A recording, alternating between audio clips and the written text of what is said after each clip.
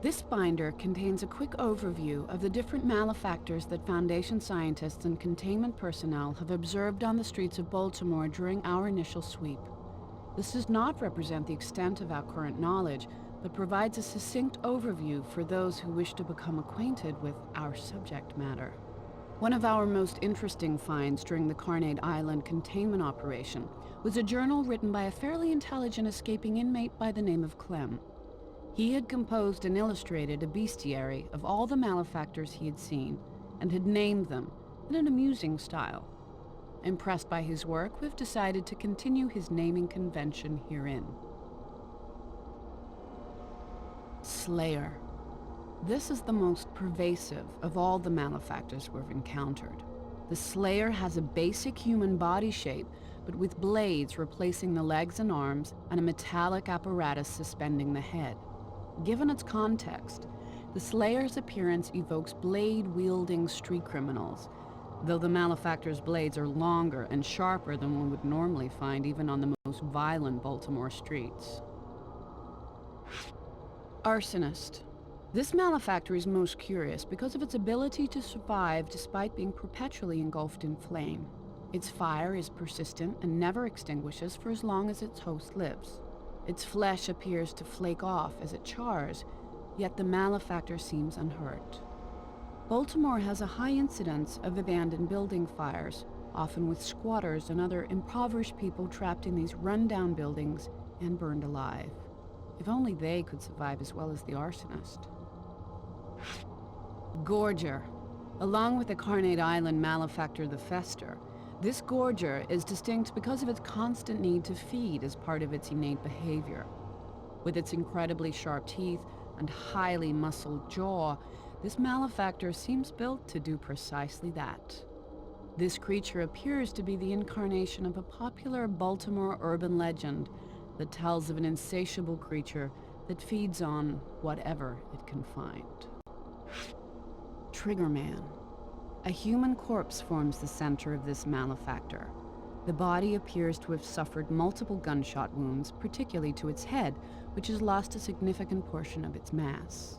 The malefactor's legs are vaguely arachnid in form and incorporate some type of automatic rifle. As with the Slayer, this Triggerman seems to tie to Baltimore's tragically prevalent street crime, with a high number of homicides each year resulting from gun violence. Mainliner. An offshoot of the mainliner seen on Carnate, this malefactor's appearance is evocative of the numerous junkies that one finds in Baltimore's poorest neighborhoods. Its innate behavior is to assault enemies with its syringes, suggesting that it's more of an aggressive drug dealer than a drug abuser. The syringes we have analyzed contain a unique heroin-derived concoction that is capable of instantly killing almost any human immediately upon injection. Marksman.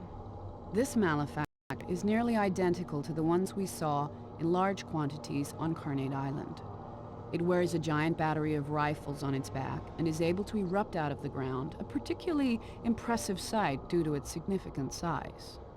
In Baltimore's troubled past, there were a few rare occasions of the military being called out to quell civilian uprisings.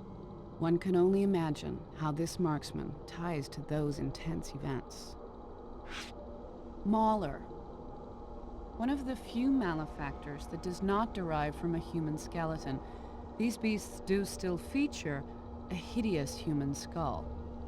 Named the Mauler for their savage biting attacks, these malefactors are relentless in their pursuit of a target and seem to be insatiable in their appetite for human flesh. Their appearance often coincides with the manifestation of an apparition, a large human who seems to be their master. Burrower. Cities are built on the backs of those who labored and died to build their underground infrastructure.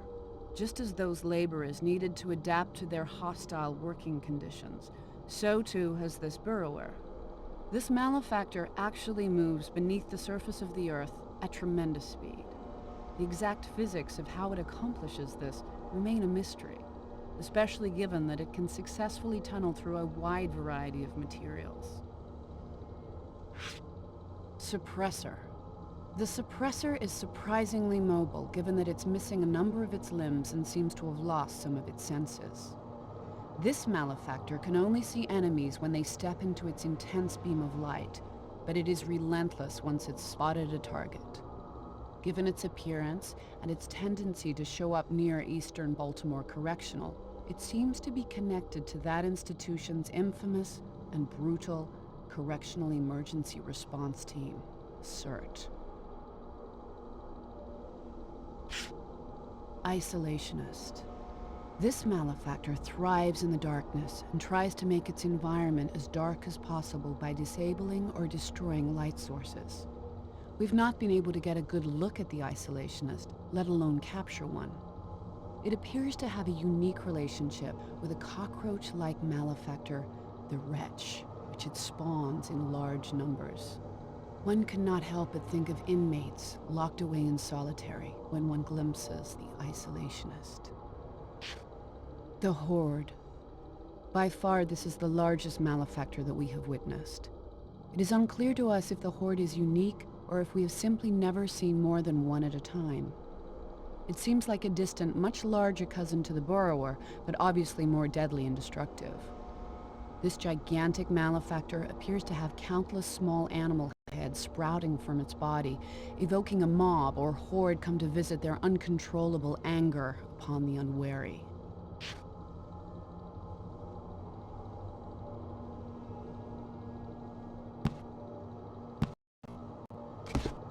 Having worked long and hard on my scrapbook history of Carnate Island, I wanted something a bit less depressing to take on next.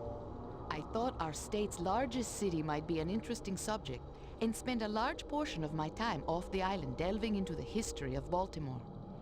I cherished my time away from Carnate, but I soon found that Charm City had its own share of dark events from the past. And now I wonder, is it me?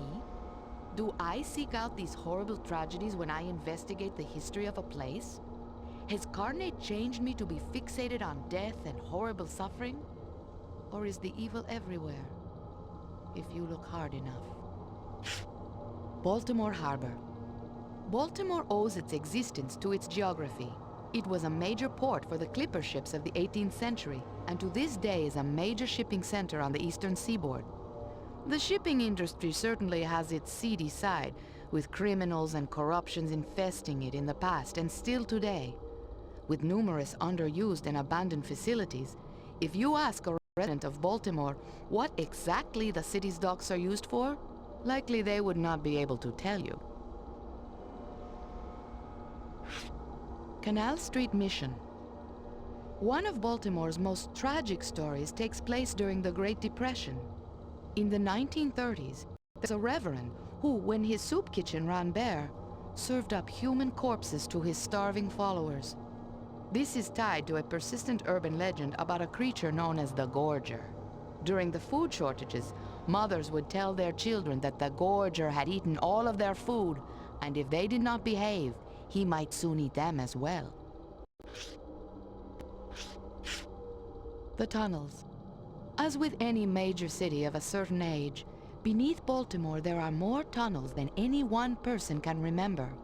The working conditions endured while these passages were built were unsafe and often deadly. But immigrant labor, typically from Ireland, had no choice but to engage in these hazardous jobs if they wanted work. People say you can still hear their voices, trapped under the ground, desperately screaming out their last breaths.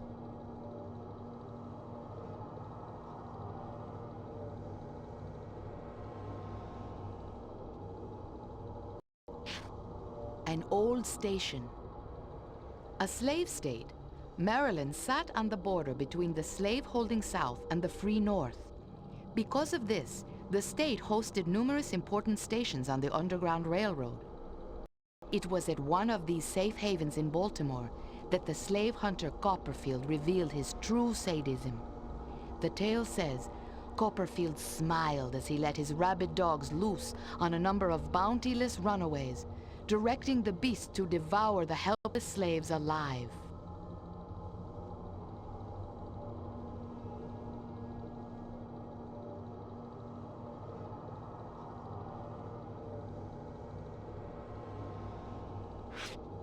site of a lynching.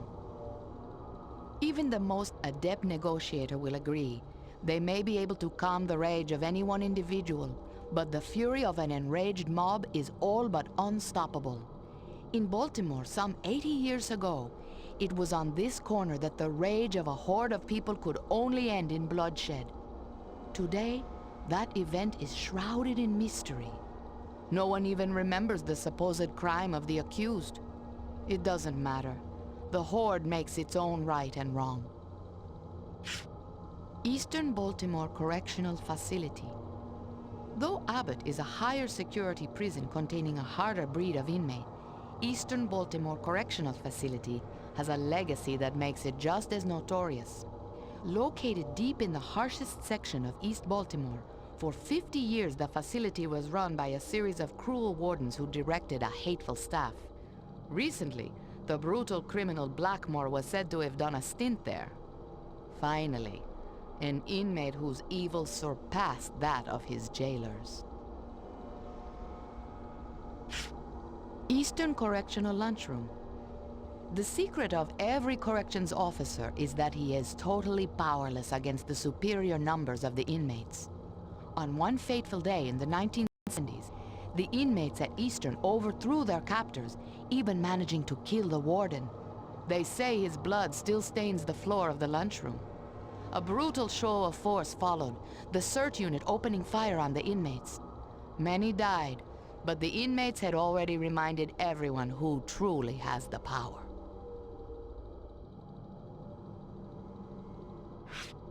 Eastern Correctional Solitary Confinement Unit. It is hard to punish those who are already incarcerated. Prisons have focused on removing what few freedoms and privileges inmates retain: light, fresh air, mobility, human contact. Solitary takes away all those things.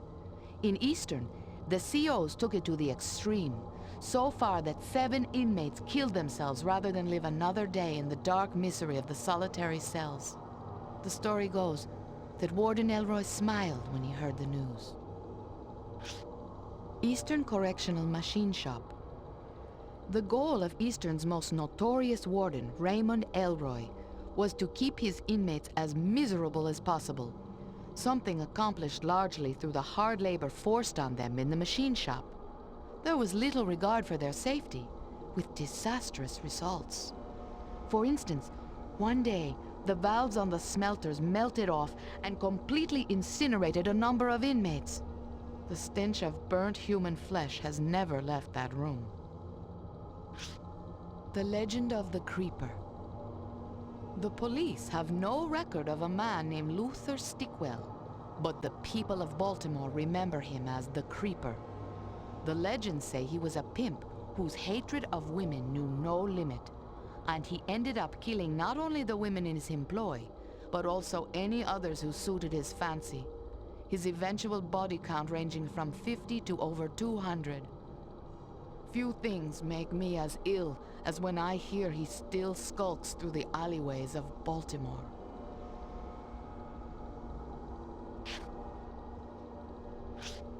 Blackmore's Drowning Pool. It seems the entire city of Baltimore shakes at the mention of the name Blackmore.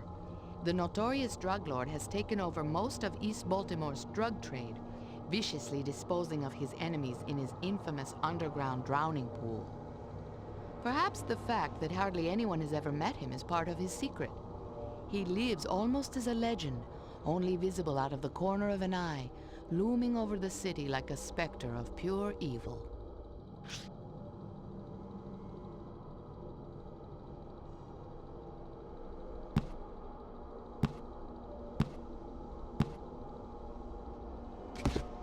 I never threw any of it out. Some of my girlfriends now, they get mad at their boyfriend or husband or whoever. They throw away everything that reminds them of him. Burn it up, tear it to pieces, whatever. As mad as I got at T, I never threw out any of the things that made me remember him. Part of me wanted to forget he ever happened, but another part of me wouldn't let go of the hope that it would all work out in the end.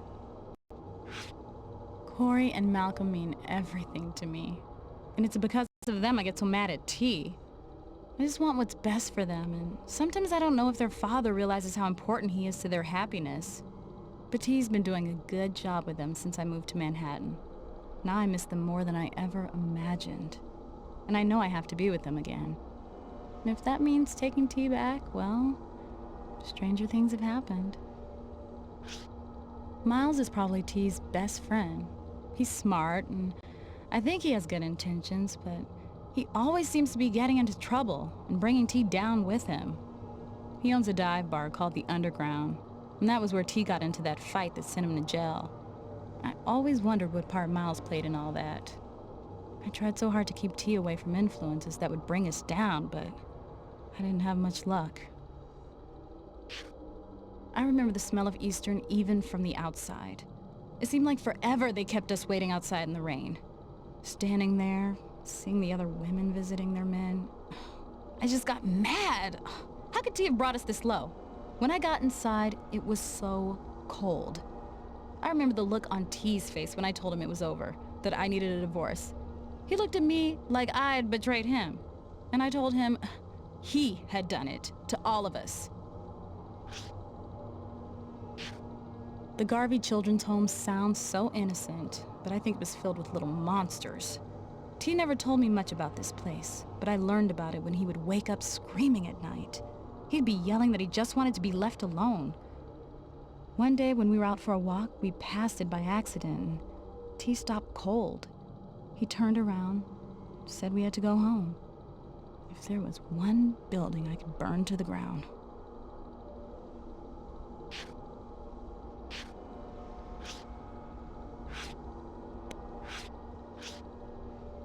Blackmore.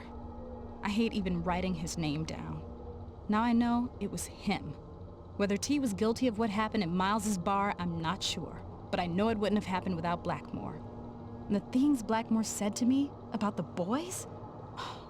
It's one thing being king drug dealer, or whatever he is, but Blackmore takes evil to another level. He's almost too evil to be real, and I've never even seen him in the flesh.